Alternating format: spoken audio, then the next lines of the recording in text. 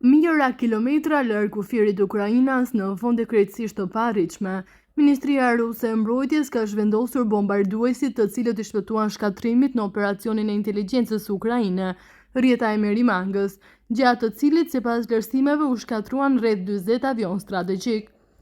Kasaforta e re për bombarduesit rus apo u bë distrikt autonom i Chukotokës dhe qendra e tij administrative, qyteti i Anadyrit.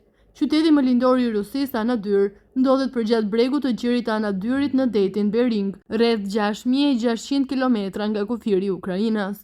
Për kamionët me dron dhe pajisje të tjera ushtarake, terreni është pothuajse plotësisht i paarritshëm, pasi nuk ka rrugë që të çojë në këtë bazë.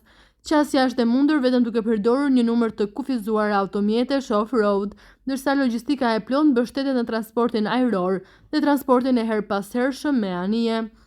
Imazhet më të fundit satelitore të bazës ushtarake, e cila funksionon edhe si aeroport civil, kanë zbuluar praninë e një bombarduesi strategjik, Tu-160. Imazhi satelitor Sentinel i marrë më 4 gjashor tregon qartë një avion të madh që ekspertët e kanë identifikuar si një Tu-160 me një trup të rrafshuar karakteristik dhe një hapje krahash prej 55.7 metrash.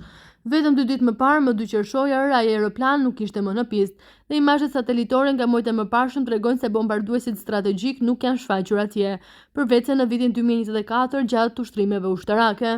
Me sa duket, Tu-160 u zhvendos në Anadry për të mbrojtur atë nga sulmet të mëtejshme ukrainase, siç ishte operacioni rjeta e Merimangës, edhe pse Rusia filloi ndërtimin e autostradës Kolyma-Andryr në 2012, e cila duhet të përfundonte deri në vitin 2024, vetëm 230 kilometra nga 2300 kilometrat e planifikuar janë ndërtuar deri më sot, pra 10% në 10 vjet.